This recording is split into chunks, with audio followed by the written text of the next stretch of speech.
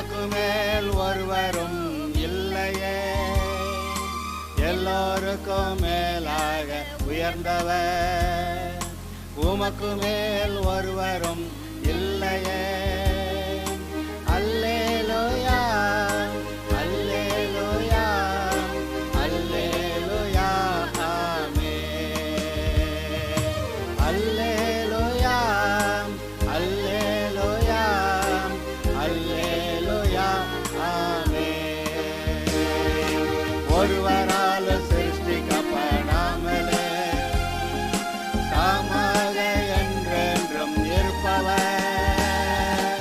ஒருவரால் சிருஷ்டிக்கப்படாமலே தாமாக என்றென்றும் இருப்பவர். இப்பொழுதும் கூட தேவனை அறிந்திருக்கிறேன் என்று சொல்லுகிறவர்கள் எப்படி தேவனற்றவர்களாக வாழ்ந்து முடிவில் நரகம் கூட போகிறாங்கங்கிறத பற்றி ஒரு சில காரியங்களை உங்களோட கூட பகிர்ந்து கொள்ள விரும்புகிறேன். பாருங்கள், கடவுள் இல்லைன்னு நினைக்கிறவங்க ஒரு கூட்டம் இருக்கிறாங்க, அவங்க ரட்சிக்கப்படுறதில்லை. அப்புறம் கடவுள் இருக்கிறாருன்னு சொல்லிட்டு அப்போ கடவுள் சொல்கிறதெல்லாம் கேட்க முடியுங்களா? பைபிளில் எழுதியிருக்கிறபடியெல்லாம் நாம் செய்ய முடியுங்களா? அப்படி கேட்டுட்டு அது மாதிரி போயிடுறவங்களும் இருக்கிறாங்க. அப்புறம் அவங்களும் ரட்சிக்கப்பட மாட்டாங்க. அப்புறம் இது பைபிளில் எழுதியிருக்கிறதுல எல்லாம் சரியாதபடி நடந்தால் நமக்கு நல்லது அப்படின்னு சொல்லி அதில் நடக்கிறவங்க இருக்கிறாங்க. அதில் 2 வகையான ஆட்கள் இருக்கிறாங்க. ஒன்று, ரட்சிக்கப்பட்டு பைபிளை வச்சுக்கிட்டு ஜெபம் பண்ணி கோயிலுக்கு போய் வந்து காணிக்கையெல்லாம் போட்டு எல்லாம் செஞ்சும் ரட்சிக்கப்படாத ஒரு கூட்டம் இருக்குது. ஆனால் இயேசுவை ஏற்றுக்கிட்ட உடனே ரட்சிப்பு வந்துடுது. அவன் பைபிள் வாசித்தானா வாசிக்கலையா, அவன் படிக்காமல் கூட இருக்கலாம். ஏதோ 2 வார்த்தையை கேட்டுட்டு அல்லேலூயா ஸ்தோத்திரம், நீ ரட்சித்தபடியால் உமக்கு நன்றி அல்லேலூயா சொல்லிட்டு போயிட்டுருப்பான். அது ஒரு கூட்டம். இதுபோல் 2 கூட்டத்தில் இப்போக்கி நான் முதல் கூட்டத்தை இப்போ நான் சொன்னதில் முதல் கூட்டம் பைபிள்லாம் வச்சுருக்காங்க, ஒரு வேளை கிறிஸ்தவ குடும்பத்தில் பிறந்திருக்கிறாங்க. ஆரம்ப கட்டத்திலேருந்து அவங்களுக்கு பைபிள் ஒன்றும் தெரியாத விஷயமல்ல. சர்ச்சுக்கு போவாங்க, அங்கே பிரசங்கத்தை கேட்பாங்க. ஏன் ஸ்கூலில் சண்டே கிளாஸ் பிள்ளைகள் கூட சர்ச்சில் சண்டே கிளாஸ் கூட அட்டன் பண்ணுவாங்க.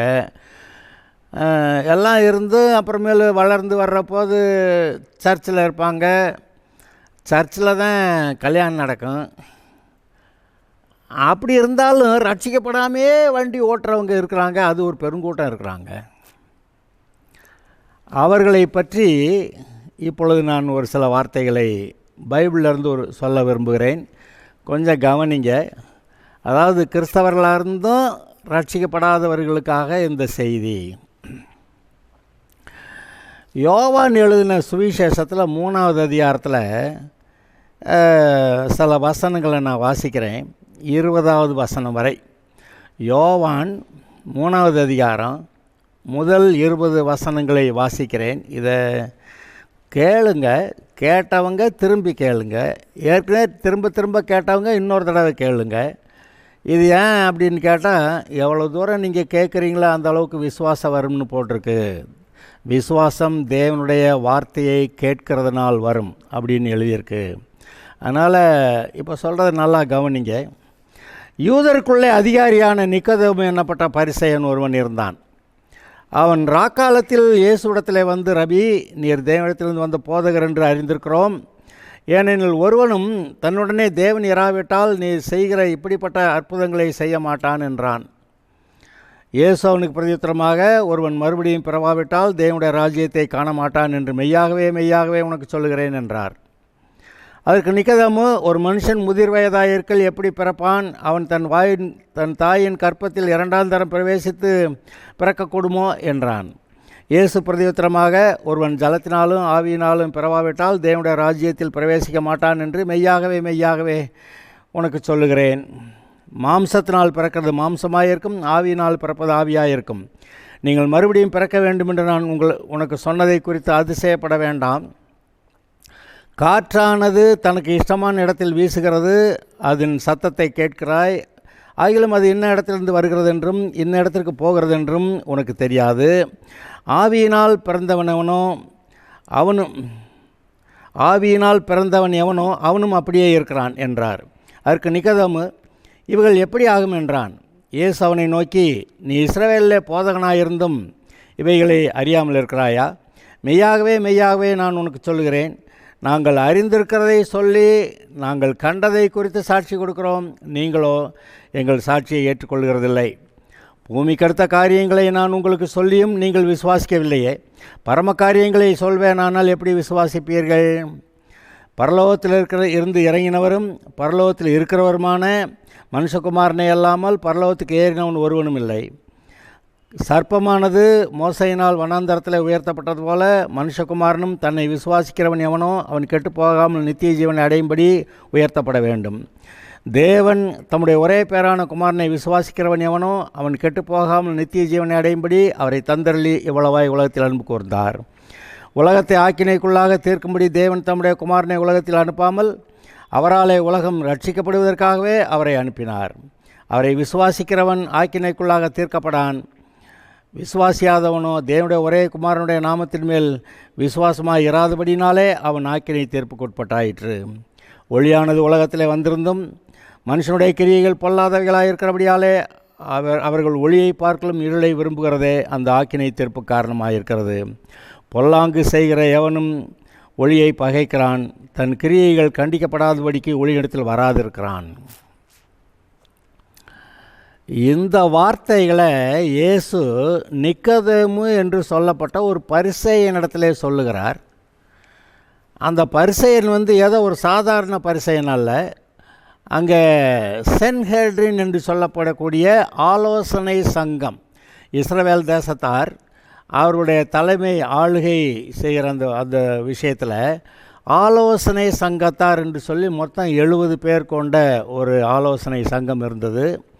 அந்த ஆலோசனை சங்கத்தில் மெம்பராக இருக்கிற ஒரு ஆள் இந்த நிக்கதேமு. இயேசு அவனை பற்றி சொல்லும்போது இஸ்ரவேலில் நீ போதகனாயிருந்தும் அப்படின்னு சொல்கிறாரு.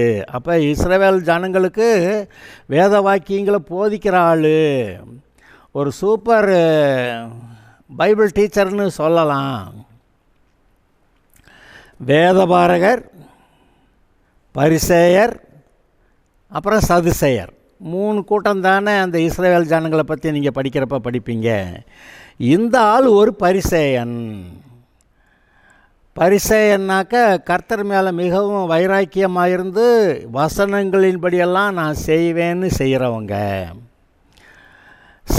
இவங்க தேவதூதர் இருக்கிறத விசுவாசிக்கிறாங்க, மரித்தோர் உயிர்த்தெழுந்துறதை விசுவாசிக்கிறாங்க, நியாய தீர்ப்பையும் விசுவாசிக்கிறாங்க. ஆனால் அந்த சதுசேயர்னு ஒரு கூட்டம் இருக்கே, அவங்க தேவதூதர் இருக்காங்கன்னு நம்ப மாட்டாங்க, மரித்தோர் உயிர்த்தெழுதல் இருக்குதுன்னு நம்ப மாட்டாங்க. அப்போ இந்த பரிசேயர் சதுசேயரில் இந்த வித்தியாசம் இருக்குது.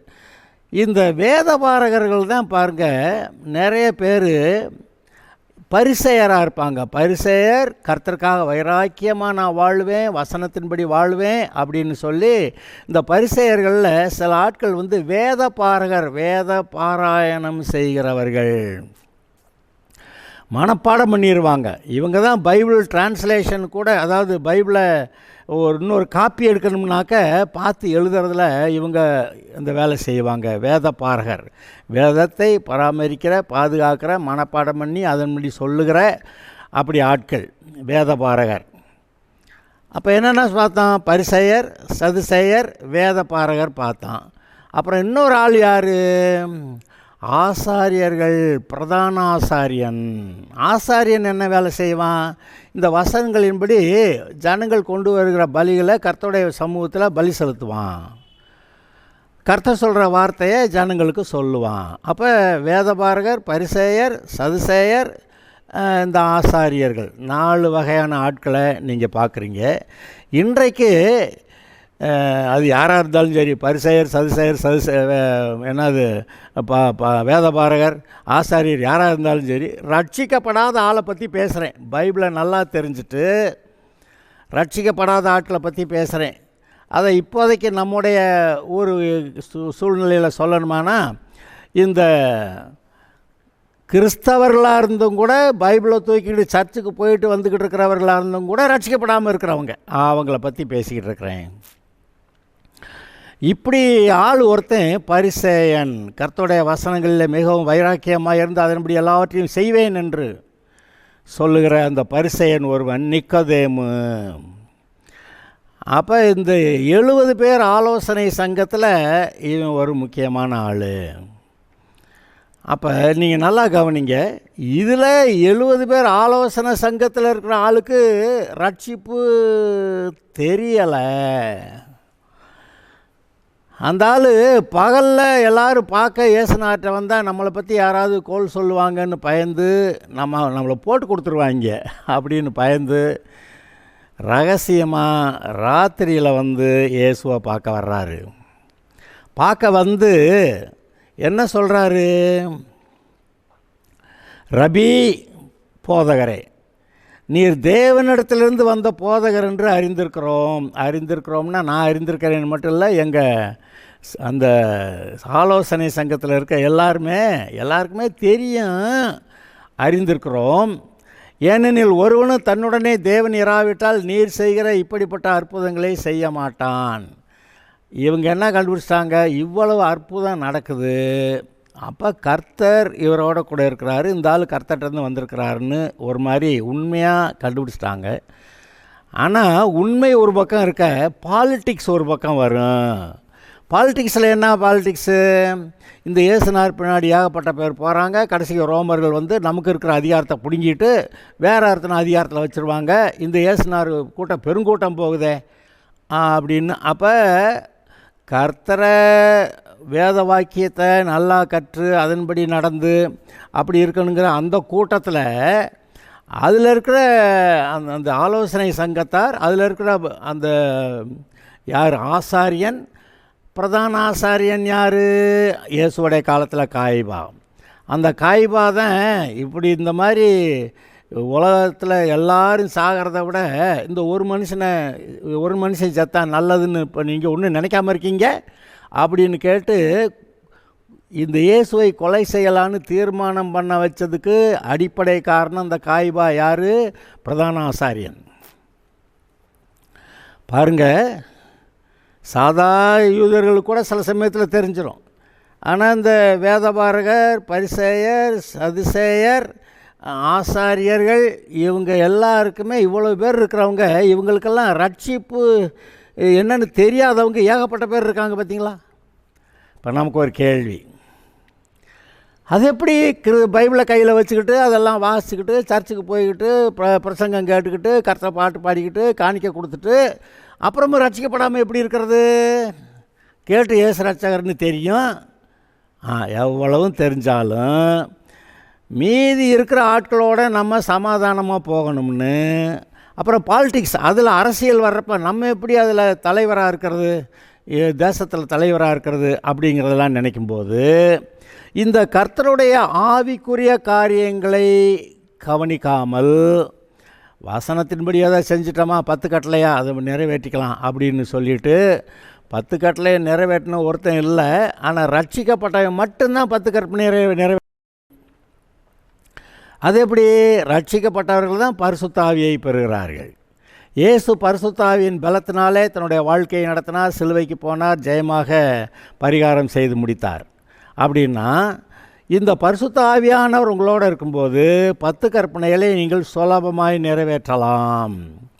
மத்தேயு 5, 6, 7 அதிகாரங்களில் மலைப்பிரசங்கத்தில் இயேசு பேசும்போது இந்த உங்களுக்கு முன்னோர்களுக்கு சொல்லப்பட்டது, அப்படி கொலை செய்யாதிருப்பாயாக, விபசாரம் செய்யாதிருப்பாயாக அப்படியெல்லாம் சொல்லப்பட்டது.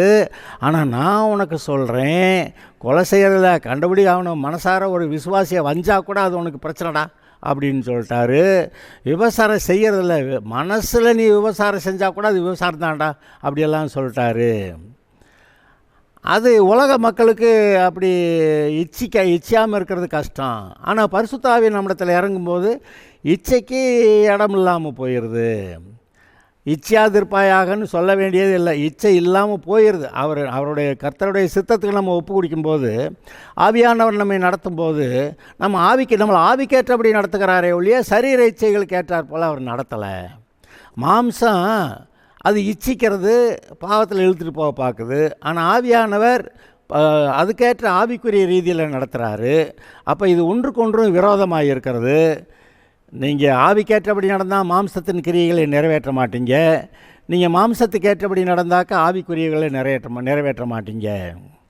ஆவிக்குரியவன் சகலத்தையும் ஆராய்ந்து நிதானிக்கிறான். ஆனால் ஜென்ம சுபாவத்தில் இருக்கிறவனோ எதையும் ஆராய்ந்து நிதானிப்பதில்லை. இதெல்லாம் இத்தனை வசனங்களை நம்ம பார்க்குறோம். இப்போ கேள்வி, இவ்வளவும் பைபிளை தெரிஞ்சுட்டு கர்த்தர் எப்படிப்பட்ட ஆள்னு தெரிஞ்சுட்டு அதுக்கப்புறமும் எப்படி ரட்சிக்கப்படாமல் இருக்கிறாங்க அப்படிங்கிற கேள்வி வருது பார்த்தீங்களா? அதுக்கு தான் இப்போ நிக்கோதேமு ஒரு அடையாளமாக எடுத்துக்காட்டாக வச்சுக்கிறேன்.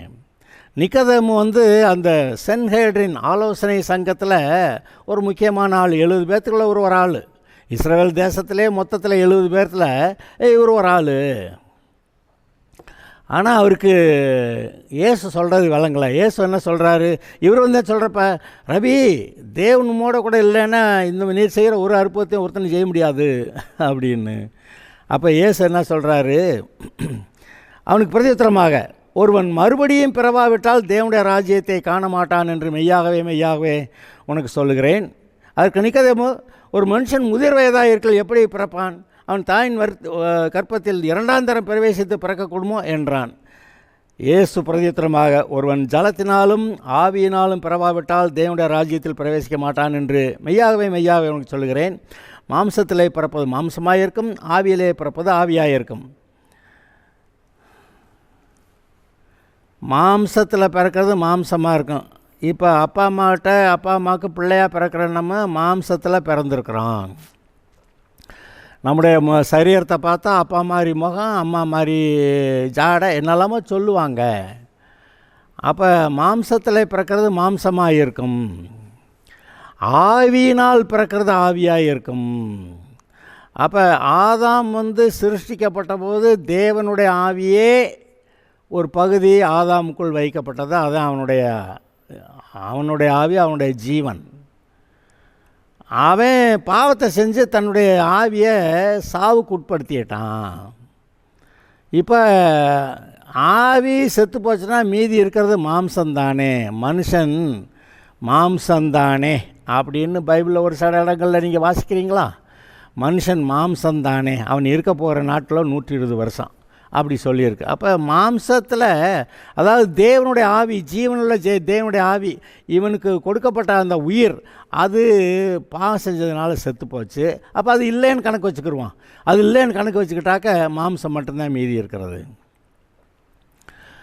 அப்போ ரட்சிக்கப்படும் போது தான் இந்த ஆவி மனிதன் உயிர்ப்பிக்கப்படுகிறான். ரட்சிக்கப்படும் போது தான் ஆவி மனிதன் உயிர்ப்பிக்கப்படுகிறான்.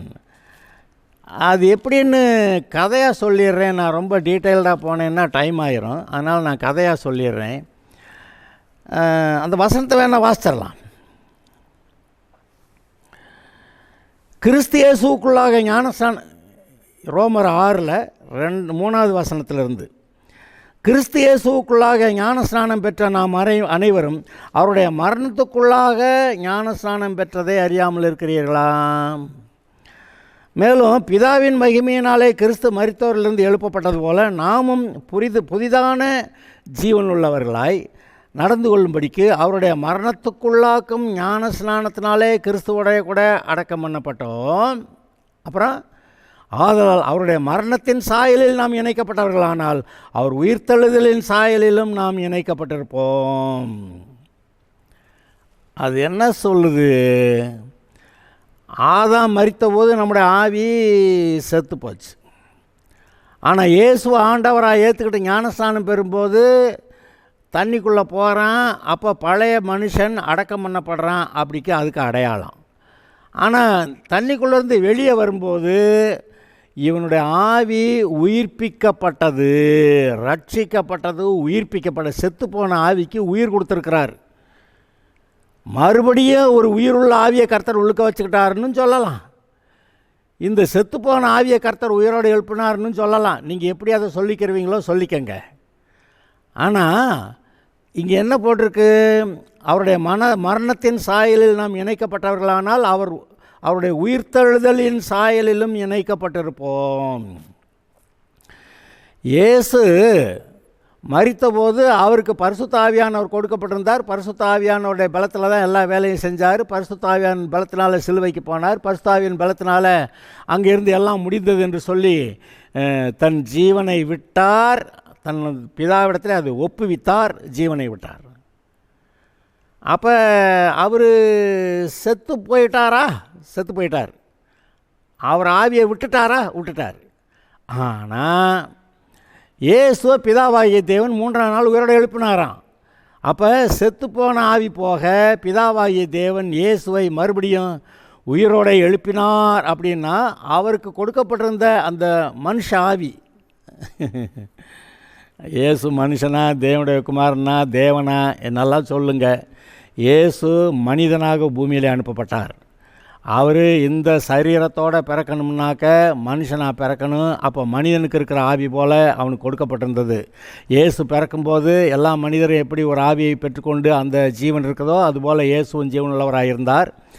ஆனால் பாருங்கள், இவர் பாவம் செய்யலாதனால இவருக்குள்ள பாவம் இல்லை, மீதி எல்லா ஆட்களும் பாவிகள். ஏன்னா இவர் கன்னிகையின் வயிற்றில் பிறந்ததுனால இவர் பாவம் இல்லாமல் பிறந்துட்டார். ஆனால் இவருக்கு ஆவி, ஆத்மா, சரீரம் இருந்தது. அந்த ஆவி அப்போதைக்கு தேவன் அவருக்குள்ளே கொடுத்த மனுஷ ஆவி. அப்புறம் ஞானஸ்நானம் எடுத்தப்போ அவர் பரிசுத்தாவியையும் பெற்றுக்கொண்டார். அப்புறம் பரிசுத்தாவி பெற்றுக்கொண்டு அந்த பரிசுத்தாவியின் பலத்தினால அவர் வாழ்ந்தார். ஆனால் சிலுவைக்கு போகிறப்ப இவர்கிட்டருந்து மனுஷ ஆவி மரித்தது, பரிசுத்த ஆவியானவருடைய வேலையினால் அவர் பரிபூர்ணமாக அந்த பரிகாரத்தை நிறைவேற்றினார். தன் ஜீவனை ஒப்பு கொடுத்தார், மரித்தார். அப்போனா அந்த ஆவி போயிடுச்சு. இப்போ உயிரோடு எழுப்புறப்ப அந்த இயேசுவின் ஆவி உயிர்ப்பிக்கப்பட்டதுன்னு நீங்கள் சொன்னாலும் சரி, இல்லை பிதாவாகிய தேவன் புதுசாக மறுபடியும் ஆட்ட ஒரு ஜீவனை கொடுத்து ஆவியை கொடுத்துருந்தாருன்னு சொன்னாலும் சரி, நீங்கள் என்ன சொல்லுவீங்களோ சொல்லிக்கங்க. ஆனால் அவர் உயிர்ப்பிக்கப்பட்டார். இப்போ நான் வாசிக்கிற வசனம் ரோமர் 6:5. ஆதலால் அவருடைய மரணத்தின் சாயலில் நாம் இணைக்கப்பட்டவர்களானால் அவர் உயிர்த்தெழுதலின் சாயலில் இணைக்கப்பட்டிருப்போம். அப்போ நீங்கள் ரட்சிக்கப்பட்டீங்கள்ல, உங்கள் ஆவி பழைய பாவ ஆவி அது அடக்கம் பண்ணியாச்சு இயேசுவோட. இப்போ நீங்கள் உயிர்த்தெழுந்திருக்கிறப்ப நீங்கள் இயேசு எப்படி உயிர்த்தெழுந்தவராக இருக்கிறாரோ அதுபோல் நீங்களும் உயிர்த்தெழுதலின் சாயலில் இணைக்கப்பட்டிருக்கிறீர்கள். இது தெரியாமல், மறுபடி பிறக்க வேணுங்கிறது தெரியாமல், ஏதாவது நிக்கோதேமுக்கு ஒன்றும் விளங்கலை. ஐயா எப்படியா?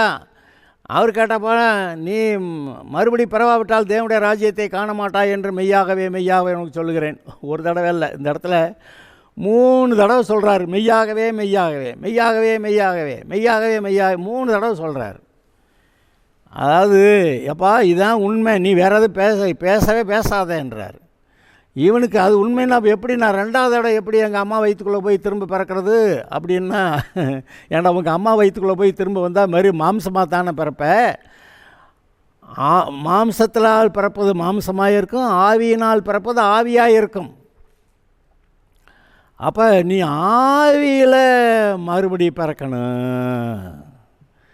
அது எப்படின்னு கேட்டால் அதுதான் அவர் கதை சொல்லிட்டார். இந்த ரட்சிக்கப்பட்டவனை பற்றி பார்த்தா காற்று எங்கே அடைக்குதோ சத்தமெல்லாம் கேட்குது, போகுது, வருது. அதுபோல் இந்த ரட்சிக்கப்பட்டவனும் கூட எங்கிட்டு வந்தால் எங்கிட்டு போகிறான்லாம் உனக்கு ஒன்றும் தெரியாதுப்பா, ஆனால் அவன் தேவனால் ரட்சிக்கப்பட்டவன் அப்படின்றாரு. அப்புறம் ஒன்று சொல்கிறாரு, எப்பா இந்த மாதிரி ரட்சிப்பை பெறணுமானா இயேசுநாதர் சிலுவைக்கு போய் பாடுபட்டு மரித்து அடக்கம் பண்ணப்பட்டு உயிர் தள்ளணும். அதை சொல்கிறதுக்கு எப்படி சொல்கிறாரு? மோசே வெண்கல சர்ப்பத்தில், அதாவது மரத்தில் வெண்கல சர்ப்பத்தை உயர்த்தினது போல் மனுஷகுமாரனு உயர்த்தப்பட வேண்டும். அப்போ நான் தான் அது, நான் உயர்த்தப்படணும். நான் உயர்த்தப்பட்டால் வெண்கல சர்ப்பம் உயர்த்தப்பட்டது போல் உயர்த்தப்பட்டு மனுஷனுடைய பாவங்களுக்கு பரிகாரம் செஞ்சிருவேன். அப்புறம் அப்படி செஞ்சு தேவன் தம்முடைய ஒரே பேரான குமாரனை விசுவாசிக்கிறவன் எவனோ அவன் கெட்டு போகாமல் நித்திய ஜீவனை அடையும்படிக்கு அவரை தந்தரில் இவ்வளவாய் உலகத்தில் அன்பு கூர்ந்தார். எப்பா சிலுவையில் இயேசு தொங்குறது உனக்கு ஒன்றும் விளங்கலையா? நீ ஒரு காலத்தில் அந்த பஸ்கா ஆடு அடித்து அதெல்லாம் புசிச்சியே, ஒரு காலத்தில் மோசே வந்து வெண்கல சர்ப்பத்தில் மரத்தில் தூக்கி வச்சுட்டு பாம்பு கடியில் செத்துக்கிட்டு இருக்கிறவனெல்லாம் யாரெல்லாம் இந்த தூக்கி வைக்கப்பட்ட வெண்கல சர்ப்பத்தை பார்த்தா பிழைச்சிக்கிறவான்னு சொன்னான்னா அதை பார்த்தவன்லாம் பிழைச்சிக்கிட்டான்ல.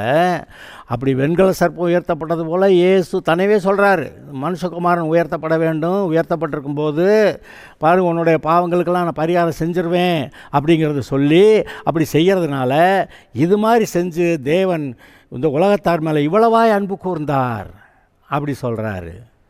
நினச்சி பாருங்க. இதை ஏற்றுக்கிட்டா ரட்சிக்கப்படுவேன்னு சொல்ல வர்றார். மேசியா, தேவ ஆட்டுக்குட்டியா, உலகத்தின் பாவத்தை சுமந்து தீர்க்கிறவரா, இந்த பஸ்கா ஆடா வந்து அவர் அடிக்கப்பட்டு உயர்த்தப்படுகிறாரே. இவங்கெல்லாம் ஆடு அடித்து சாப்பிட்றதே நினச்சிக்கிட்டு இருக்கிறாங்க. இந்த சிலுவையில் உயர்த்தப்படுகிறத பற்றி இவங்க நினைக்க மாட்டேங்கிறாங்க.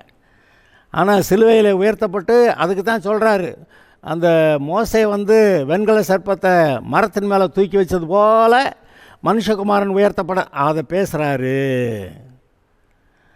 அப்போ எப்படிப்பட்ட மரணத்தினால் மறிக்க போகிறாருங்கிறதெல்லாம் தெளிவாக சொல்கிறாரு. அப்போ இப்படி நான் மேசியாதான் உன் பாவத்துக்கு பரிகாரம் பண்ண வந்திருக்கிறேன், நீ என்னை விசுவாசிச்சா நான் உனக்காக பரிகாரம் பண்ணிடுவேன். ஏன் நான் தான் பரிகாரின்னு, நான் தான் தேவனுடைய குமாரன்னு, நான் தான் சிலுவைக்கு பரிகாரம் பண்ணேன். நீ இதை நம்புனா, நீ பஸ்கா ஆட்டை நம்புகிற ஆள் இதையே நம்பக்கூடாது. நான் தான் அது, அந்த பஸ்கா ஆடு வெறும் ஆடு, நான் தான் நிஜ பஸ்கா ஆடு, நான் தான் உலகத்தின் பாவத்தை சுமந்து தீர்க்கிற தேவ ஆட்டுக்குட்டி தான் வந்திருக்கிறதுல நீ என்னை நம்புனா, நீ என்னை நம்பினா நீ ரட்சிக்கப்படுவ அப்படிங்கிறத சொல்கிறாரு. அது அவனுக்கு விளங்குச்சா விளங்கலையோ. ஆனால் கடைசிக்கு இயேசு என்ன சொல்லிட்டாரு, அவரை விசுவாசிக்கிறவன் ஆக்கினைக்குள்ளாக தீர்க்கப்பட மாட்டான், அவனை விசுவாசியாதவன் தேவனுடைய ஒரே பேரான குமாரனுடைய நாமத்தின் மேல் விசுவாசமாக இராதபடினாலே அவன் ஆக்கினை தீர்ப்புக்கு உட்பட்டாயிற்று. இயேசுவை நம்ப மாட்டேங்கிறவன் செத்தான், நரகந்தான்.